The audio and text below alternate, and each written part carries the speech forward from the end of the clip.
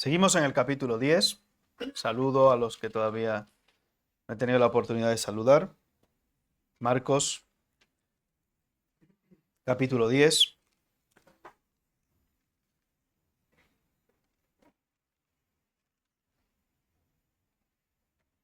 Y vamos a leer, o voy a leer en este caso para vosotros, los versículos del 32 al 41.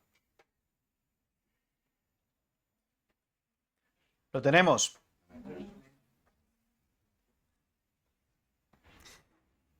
Dice la palabra de Dios. Iban por el camino subiendo a Jerusalén y Jesús iba delante, y ellos se asombraron y le seguían con miedo. Entonces, volviendo a tomar a los 12 aparte, les comenzó a decir las cosas que le habían de acontecer.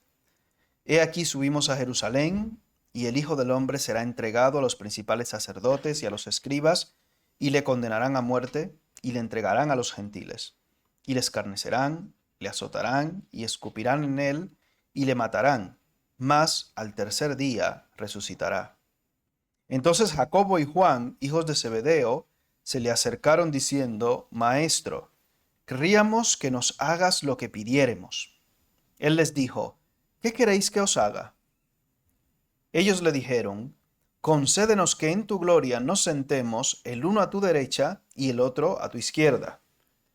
Entonces Jesús les dijo: No sabéis lo que pedís. ¿Podéis beber del vaso que yo bebo o ser bautizados con el bautismo con que yo soy bautizado? Ellos dijeron: Podemos. Jesús les dijo: A la verdad, del vaso que yo bebo, beberéis, y con el bautismo con que yo soy bautizado, seréis bautizados. Pero el sentaros a mi derecha y a mi izquierda no es mío darlo, sino a aquellos para quienes está preparado. Cuando lo oyeron los 10, comenzaron a enojarse contra Jacobo y contra Juan. Que el Señor nos bendiga con su palabra en esta mañana. Obviamente hoy no vamos a tratar todo este texto que acabo de leer para vosotros, pero como tiene ciertos paralelismos con la vez anterior en la cual Jesús anuncia su muerte la segunda vez, aquí en el libro de Marcos, el capítulo 9, vamos a ir un par de páginas más atrás, Marcos 9, versículos 30 al 34.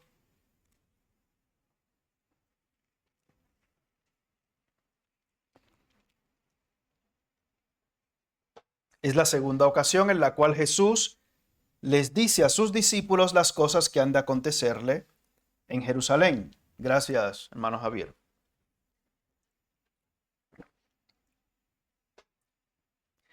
Marcos 9, del 30 al 34 dice: Habiendo salido de allí, caminaron por Galilea, y no quería que nadie lo supiese, porque enseñaba a sus discípulos y les decía: El Hijo del Hombre será entregado en manos de hombres y le matarán, pero después de muerto resucitará al tercer día. Pero ellos no entendían esta palabra y tenían miedo de preguntarle. Y llegó a Capernaum, y cuando estuvo en casa les preguntó: ¿Qué disputabais entre vosotros en el camino? Mas ellos callaron, porque en el camino habían disputado entre sí quién había de ser el mayor. En esta tercera ocasión ya no hay una disputa, pero hay dos que se adelantan y dicen: esto parece que es inminente, Jesús va a morir, esto no hay vuelta atrás. Y los dos hermanos se ponen de acuerdo, y en otros pasajes paralelos dicen que la madre también interviene con el propósito de decirle: Señor, ¿qué hay de lo mío? Hay que asegurar lo que aparentemente me interesa. Eso lo trataremos, o quizá lo tratará el hermano Costel la próxima semana, pero yo me voy a centrar hoy, coincidiendo divinamente con lo que es la cena del Señor, en los versículos del 32 al 34 del pasaje de Marcos que hemos leído, que abarca lo que es la pasión de Cristo y posteriormente su resurrección. Así que hoy hablaremos de estos 3 versículos. Yo creo que no será ultra muy extenso, así que me lo agradecerán algunos, pero igualmente versículos 32 al 34. Dice: la última vez que dije eso duré 1 hora y 5, pero bueno, no creo. Si nos centramos nuevamente en el pasaje que leímos en el texto de Marcos 10, en el versículo 32 dicen que iban por el camino subiendo a Jerusalén. Y es una expresión que se utiliza con relativa frecuencia cuando se refiere a Jerusalén, que iban subiendo porque es una ciudad que está situada en alto. Esto es en el aspecto físico, en el aspecto literal de lo que es la ciudad de Jerusalén. Hay una cordillera ahí, unos montes concretos, dentro de los cuales destacaremos tres, dos de ellos que son muy conocidos, el monte de Sión, el de los Olivos, y otro quizás menos conocido, el de Ofel. O sea, literalmente cuando vas hacia Jerusalén vas subiendo. En este aspecto literal, Jesús iba con sus discípulos subiendo a Jerusalén. Pero en el aspecto espiritual también es una forma de decir que iba acercándose hacia Dios, o cuando alguien va acercándose hacia Dios, la expresión que se utiliza es subir hacia, no bajar, sino subir, porque se supone que Dios es lo más alto que hay. Los hombres de judíos, en este caso, como sabéis, tenían tres fiestas o tres ocasiones obligatorias en las cuales tenían que subir a Jerusalén, que era la fiesta de los tabernáculos, la de Pentecostés y la última, la Pascua. Recuerdan, ¿no?, que eso lo trató el hermano Costel hace un tiempo. Creo que cuando estuvo hablando acerca de Ana, decía que tenían que presentarse y que iban constantemente cuando iban a ir a ver a Samuel, etcétera. No podías verle o no tenías la intención de verle siempre, constantemente, pero en este caso nos expresa que iban subiendo a. Subían a presentar ofrenda normalmente, 3 veces de manera obligatoria. Pero Jesús, el Cordero de Dios que quita el pecado del mundo, sin mácula, sin mancha y sin contaminación, iba para ofrecerse como el sacrificio perfecto. Jesús iba hacia Jerusalén con ese propósito. La Biblia nos declara anteriormente que los discípulos no entendían estas cosas. Jesús les hablaba acerca de la pasión, de la muerte, de las humillaciones y de todo lo que él iba a padecer, pero los ojos de los discípulos estaban velados. No podían entender las cosas que iban a acontecer a Jesús en Jerusalén, al menos no del todo. Porque posteriormente dice que Jesús iba delante de ellos y ellos se asombraron y le seguían con miedo. Se asombraron de la determinación que tenía Jesús, a pesar de todo esto, de subir a Jerusalén, de subir hacia la ciudad, sabiendo Jesús y los discípulos teniendo una idea de cuán terribles cosas el Señor había dicho que le iban a acontecer allí. Pero no era la primera vez que intentaban buscar a Jesús, perseguir a Jesús e intentar matar a Jesús. Ya, por así decirlo, Jesús en el círculo, en el entorno religioso, estaba vetado y amenazado. Si vamos, por ejemplo, al libro de San Juan, el capítulo 7, vamos a ver unos cuantos versículos de San Juan.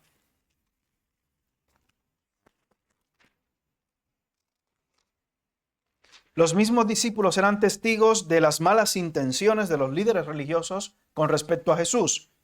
Y quizás por eso en parte tenían también miedo, porque ellos sabían que andando con Jesús corrían riesgo y peligro también de sufrir el mismo destino que él, que Cristo. San Juan 7, versículos del 8 al 13, por ejemplo. En el versículo 2 del capítulo 7 dice, estaba cerca la fiesta de los judíos. ¿Cuál fiesta? O sea, no podías, si eras judío, escaparte de ir a subir a Jerusalén a esta fiesta, la fiesta de los tabernáculos. Entonces los hermanos de Jesús, para no hacer el texto muy extenso, le dicen, tú no subes, vete allí también. En el versículo 8 dice, subid vosotros a la fiesta, yo no subo todavía a esta fiesta, porque mi tiempo aún no se ha cumplido. Y habiendo dicho esto, se quedó en Galilea. Pero después que sus hermanos de carne y sangre literales habían subido, entonces él también subió a la fiesta, no abiertamente, sino como en secreto. Y le buscaban los judíos en la fiesta y decían, ¿dónde está aquel? Y había gran murmullo acerca de él entre la multitud, pues unos decían, es bueno, pero otros decían, no, sino que engaña al pueblo.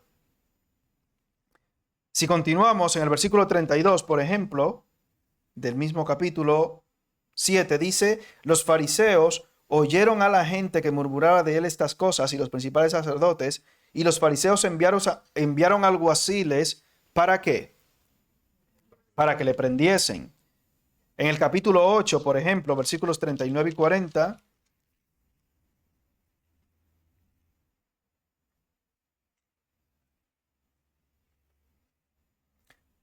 respondieron y le dijeron, esto es San Juan, respondieron y le dijeron, nuestro padre es Abraham. Jesús les dijo, si fueseis hijos de Abraham, las obras de Abraham haríais. Pero ahora procuráis ¿qué?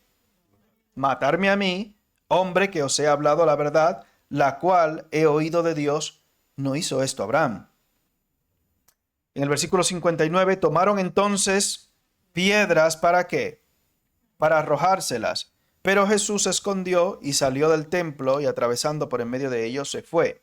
Tenemos en alguna otra ocasión en Lucas donde también toman piedras. O sea, los discípulos sabían las intenciones de los líderes religiosos con respecto a Jesús. Para los líderes religiosos Jesús era una gran amenaza y lo expresaban públicamente diciendo que si esto sigue así, van a venir los romanos, van a destruir nuestro lugar santo, van a acabar con nuestra religión, etcétera, etcétera. Y posteriormente en el libro de los Hechos vemos cómo ellos también siguen persiguiendo al apóstol Pablo y al resto de apóstoles con esa misma excusa de que iba a desaparecer lo que era la esencia, entre comillas, del pueblo judío. O sea, como judíos vamos a desaparecer. Para ellos Jesús era una gran amenaza. Por tanto, ellos claramente tenían la sensación de miedo, porque podían pensar, si tienen estas intenciones con Jesús, si tienen el poder para hacerlo, probablemente nada les detendrá en conseguir ese objetivo. Porque Jesús no tenía la intención de ser ese Mesías libertador, entre comillas, que ellos esperaban. Tenían miedo, quizás por ignorancia, porque posteriormente vemos, o anteriormente en el capítulo 9, ellos tenían miedo aún de preguntarles porque no tenían claro a qué se refería Jesús, pero pasando los días probablemente fueron viendo atisbos de las cosas que Jesús dijo que les acontecerían allí en Jerusalén. Y en este pasaje de Marcos, en esta tercera ocasión, Jesús es muy, pero muy explícito, diciéndole a los discípulos con detalle cada una de las cosas que le habían de acontecer. Era muy explícito. Y en el versículo, o en los versículos 33 y 34, da detalles. 8, bueno, quizás no sería lo correcto decir profecías de forma directa, porque era algo que Jesús decía sobre sí mismo que le iba a acontecer. Y algunos dicen que esto abren una especie de ventana de debate diciendo, ¿Jesús está profetizando aquí lo que le va a pasar? ¿O simplemente está relatando las cosas que ya él sabía que le iban a acontecer a él de forma directa? Y algunos proponían el debate en alguna situación diciendo, ¿qué tanto detalle tenía Jesús acerca de su pasión, sufrimiento, su muerte y su resurrección? Porque en una ocasión Jesús dice, por ejemplo, hablando del día final de todas las cosas, que el día y la hora, ¿quién lo sabe? Nadie sino el Padre que está en los cielos. ¿Hasta qué punto Jesús sabía todos los detalles y todo el sufrimiento literalmente que iba a venir sobre él, sobre su cuerpo humano? O sea, quizás al Jesús tratar este tema con los discípulos, normalmente, como ustedes ven, siempre se iba aparte con ellos de una manera íntima, su rostro y su semblante cambiaría, se desencajaría de una forma u otra, porque Jesús ora en Getsemaní diciendo, si es posible, pase de mí ¿qué? Esta copa sin que yo la beba, pero hágase tu voluntad y no la mía. Ejemplo que deberíamos seguir nosotros a la hora de orar.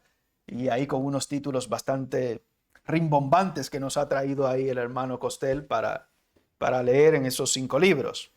3 de ellos son muy sugerentes, pero bueno, bien, hay que leer, eso es bueno.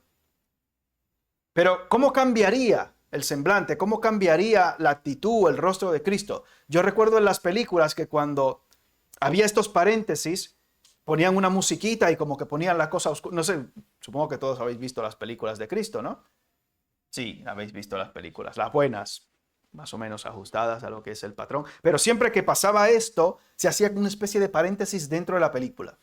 Y se ponía oscuro y el Hijo del Hombre padecerá. O sea, se cambiaba totalmente lo que era el semblante. Y aquí en la Escritura vemos que esto también puede encajar en lo que es el contexto general de que Jesús cambiara totalmente lo que es su forma de expresarse y de presentarse a sus discípulos y decirle, esto se acerca y va a suceder de esta y esta manera. Y en el mismo libro de Lucas hay 8 detalles en concreto que Jesús da acerca de lo que es su pasión, su muerte y también la resurrección, que se cumplen exactamente en el mismo Evangelio de Lucas. Y hoy vamos a ver esos 8 puntos o esos 8 aspectos, esas 8 declaraciones, no sé hasta qué punto decir esas 8 profecías, pero bueno, la llamemos como la llamemos, viniendo de Cristo, hay 8 datos concretos que Jesús da acerca de ese tiempo de la pasión y la muerte y la resurrección que exactamente se cumplen en el Evangelio de Marcos. Y la primera de ellas es, he aquí, versículo 33, subimos ¿dónde? Marcos 10:33, he aquí subimos a Jerusalén. Y eso pasa poco tiempo después, en el capítulo 11.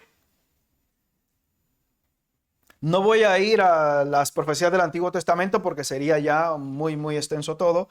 Y bueno, con limitarnos al Evangelio de Marcos, yo creo que es suficiente para que veamos cómo estas 8 declaraciones de Jesús se cumplen. En el capítulo 11, versículos 9 y 10, dice,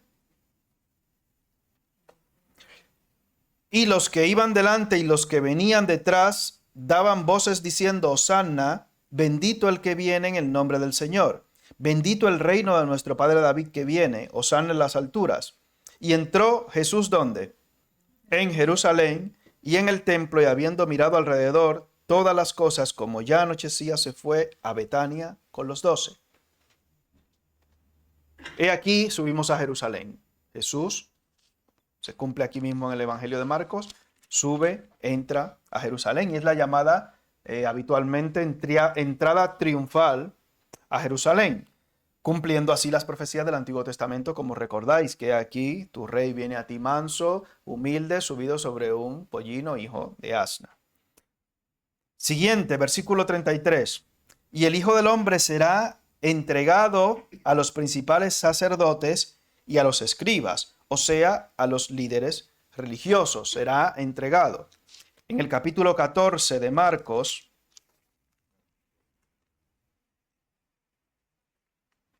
versículo 53,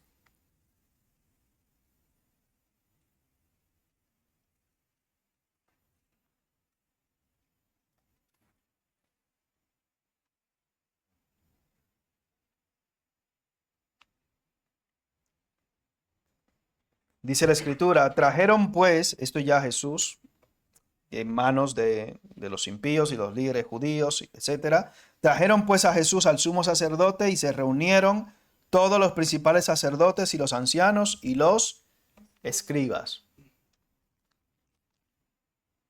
Será entregado a los principales sacerdotes y a los escribas. Siguiente, le condenarán a muerte. En el capítulo 14, versículo 55.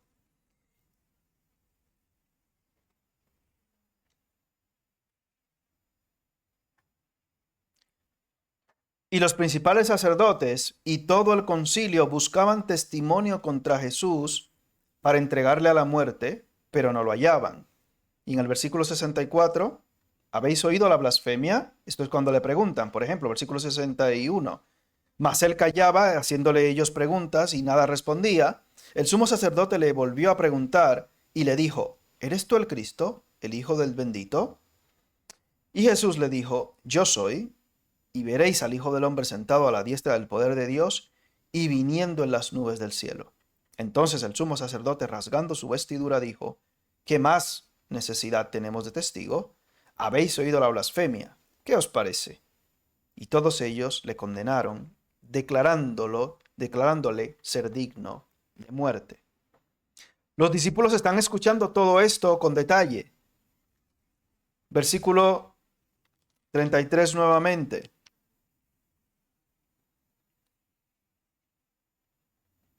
Le entregarán a los gentiles. Capítulo 15, versículo 1.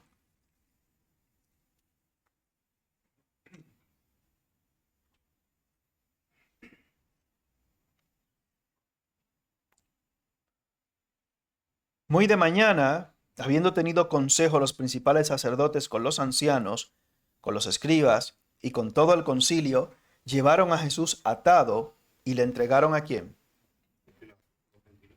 A los gentiles. ¿Era Pilato judío? No. Será entregado a los gentiles.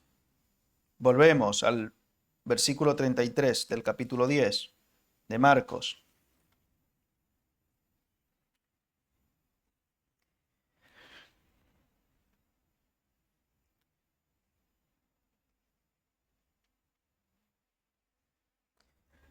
Y le escarnecerán, o sea, se burlarán de él. Y también Hendrickson, por ejemplo, añade aquí o suma y escupirán en él, porque es también una ofrenda, una afrenta, perdón, es una afrenta más y también una forma de escarnio. Capítulo 14, versículo 65.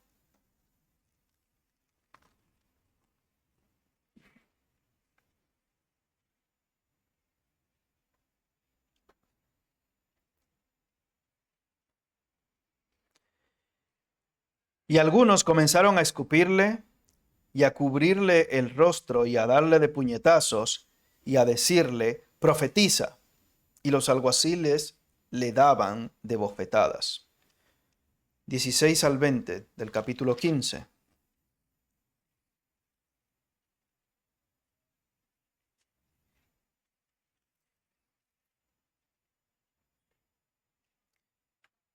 Entonces los soldados le llevaron dentro del atrio, esto es, al pretorio, y convocaron a toda la compañía, y le vistieron de púrpura, y poniéndole una corona tejida de espinas, comenzaron luego a saludarle.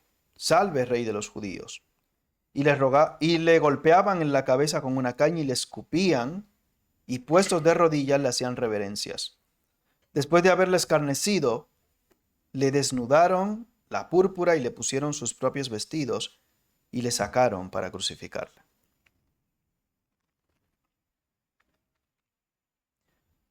Volvemos al 33. Le azotarán.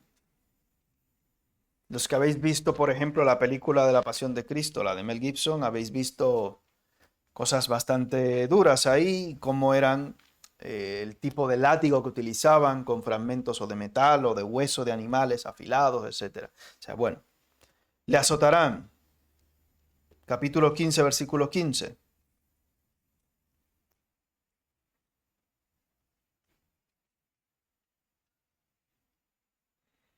Y Pilato, queriendo satisfacer al pueblo, le soltó a Barrabás y entregó a Jesús, después de azotarle, para que fuese crucificado. Y siguiente, en el versículo 33, perdón, 34, y le matarán. 15:37.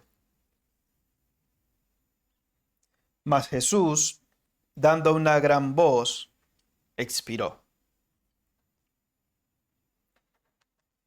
Como ustedes saben, por ejemplo, en lo que yo trabajo, tenemos que hacer autopsias o necropsias.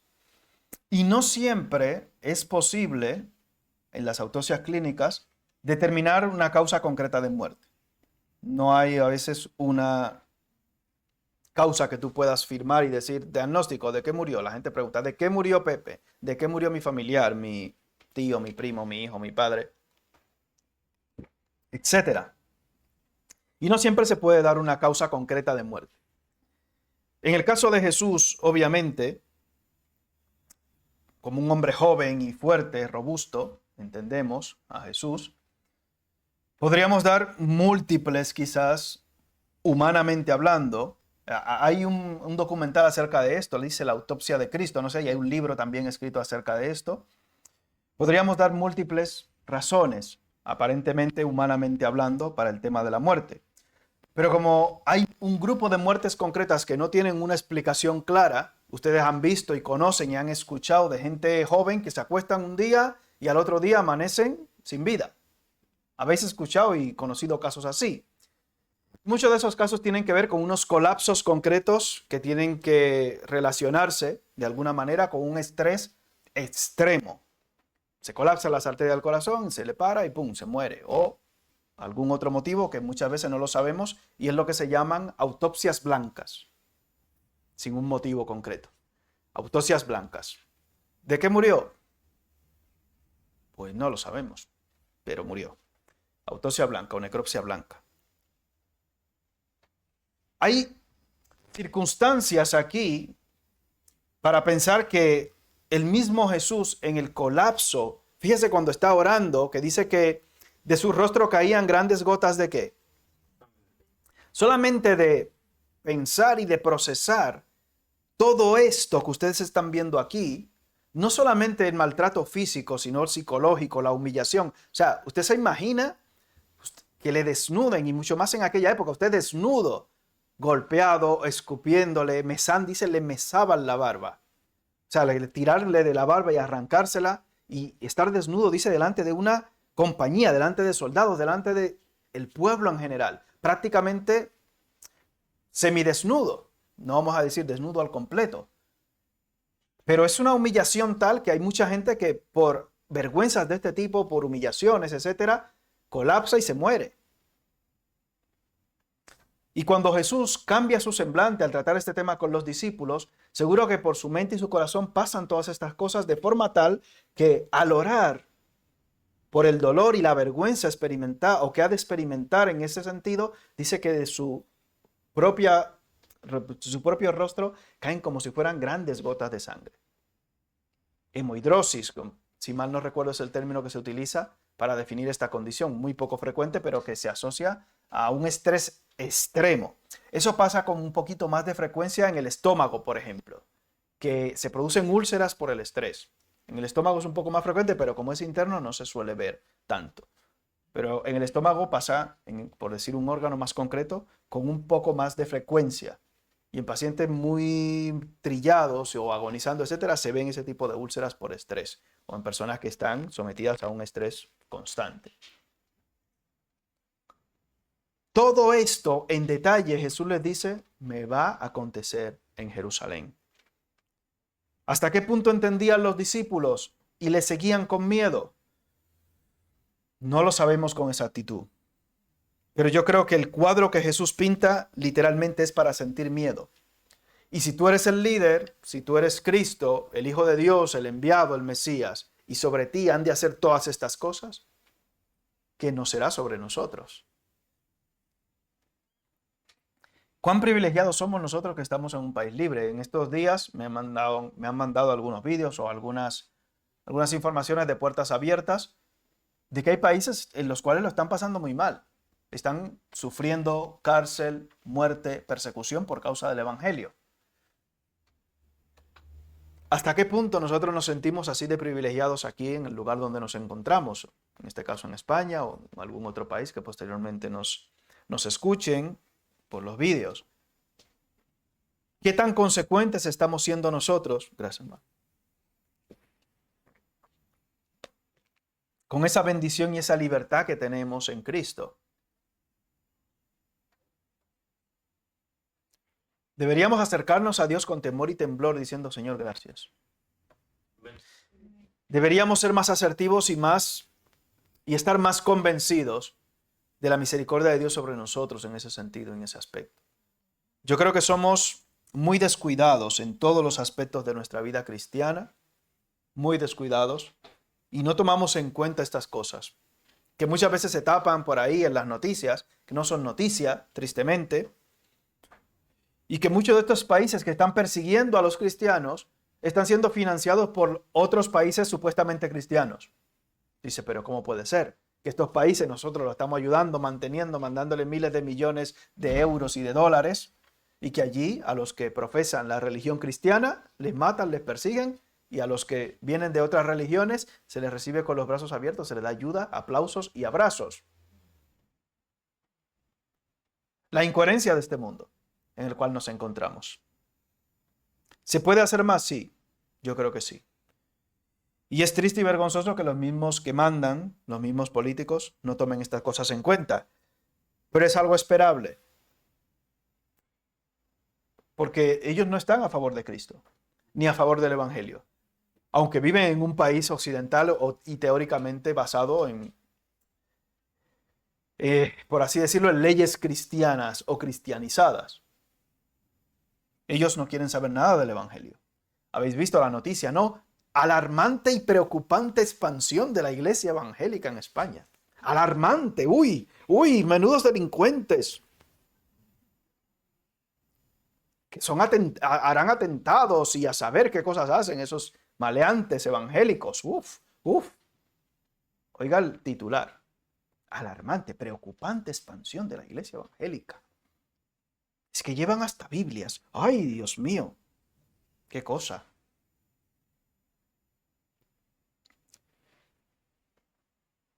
Debemos orar por la nación en la cual nos encontramos nosotros hoy. Y por el resto de naciones también que están padeciendo de todas estas cosas. Y dar gracias a Dios de corazón realmente por la libertad que tenemos en Cristo. El Señor le dice a los discípulos todas estas cosas. Esta es la tercera ocasión en la cual Jesús predice su muerte de manera íntima con los discípulos, y en todas ellas termina diciéndoles, pero más al tercer día que resucitará. Sobre el Hijo del Hombre van a pasar todas estas cosas. Van a suceder todas estas cosas tan vergonzosas, terribles, humillantes, pero al tercer día resucitará. El partido dura 90 minutos. Aunque esté perdiendo por goleada en la primera mitad, todavía no se ha acabado. Como dicen, hasta el rabo, aquí en España, hasta el rabo que Salva y yo, los únicos que conocemos el refranero español. Bueno, Costel también ya se está españolizando.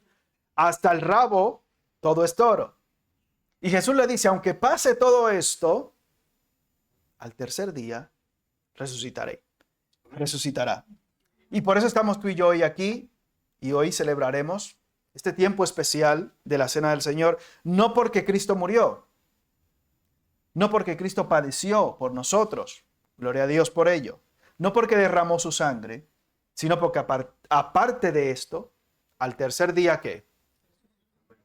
Resucitó y se levantó de los muertos, lo cual es nuestra gran esperanza como creyentes y nos diferencia de cualquier otra religión del mundo. Religión entre comillas. Porque ninguno de los líderes fundadores de ninguna iglesia, religión o secta, ninguno de ellos ha resucitado, ni resucitará tampoco. Así de simple.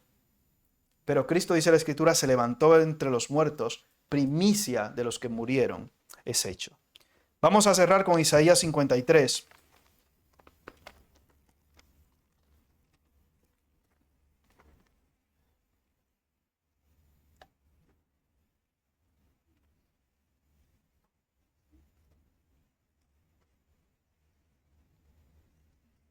El versículo 11, un pasaje y un texto que conocemos, refiriéndose a los padecimientos del siervo de Jehová y su gloria posterior. Isaías 53, versículo 11, solamente quiero leer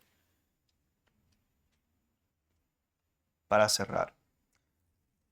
Hablando acerca del siervo sufriente y glorioso posteriormente, verá, Isaías 53, 11, verá el fruto de la aflicción de su alma y quedará como satisfecho. Por su conocimiento justificará mi siervo justo a muchos y llevará las iniquidades de ellos. Ha valido la pena. Y es ahí donde el siervo sufriente de Jehová, al final del todo le dice a los discípulos, al tercer día resucitará. Y yo me puse a pensar un poco mirándome a mí mismo. ¿Sentirá el Señor que su sacrificio por mí ha valido la pena? ¿Estoy yo haciendo que ese sacrificio, esa muerte, esos padecimientos de Cristo, estoy yo haciendo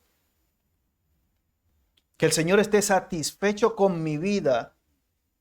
¿O estoy respondiendo de una manera adecuada yo a ese sacrificio de forma tal que el Señor esté siendo satisfecho conmigo? Esté satisfecho de cómo estoy yo invirtiendo esta nueva vida que Él me ha dado. Verá el fruto de la aflicción de su alma y quedará satisfecho. Quizás, por ejemplo, una imagen de satisfacción, ver a los padres o al hermano Julián que se ha graduado hace poco, satisfecho, ha valido la pena los madrugones, los trasnochos, etcétera, etcétera. Cuando Cristo ve mi vida, cuando yo veo mi vida a la luz de Cristo, pensaré que hay satisfacción de su parte. ¿Cómo estoy yo viviendo mi vida cristiana? ¿Estoy viviendo yo mi vida cristiana pensando en esa resurrección de Cristo y que un día también yo me presentaré delante de Él? Y eso es algo que en lo cual debemos reflexionar. ¿Cómo estoy yo viviendo esta vida cristiana que el Señor me ha dado por su gracia y por ese sacrificio inmerecido e inmenso que hizo por mí? Verá el fruto de la aflicción de su alma y quedará satisfecho. Por su conocimiento justificará mi siervo justo a muchos y llevará las iniquidades de ellos. Lo tengo todo para vivir una vida victoriosa en Cristo. Amén.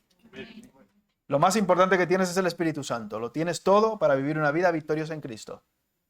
¿Qué te lo impide? Esa sería la pregunta para mí y para ti. ¿Qué me impide a mí hoy estar viviendo una vida victoriosa en Cristo? Padre, te damos gracias por el privilegio que nos das de poder conocerte, de poder tener una relación contigo, de poder glorificar tu nombre, juntos en armonía en este lugar que por tu gracia has dispuesto. Perdona tú nuestros pecados e iniquidades, Señor, porque el querer el bien está en nosotros, pero no el hacerlo. Ayúdanos, Señor, para que busquemos tu gloria y la satisfacción de tu alma en todo lo que hagamos. Padre, mira que cada uno busca lo suyo propio y no lo que es de Cristo. Perdónanos, Señor. Ayúdanos a serte fieles en todo. Ayúdanos, Señor, a buscar cada día tu rostro y a hacer tu voluntad.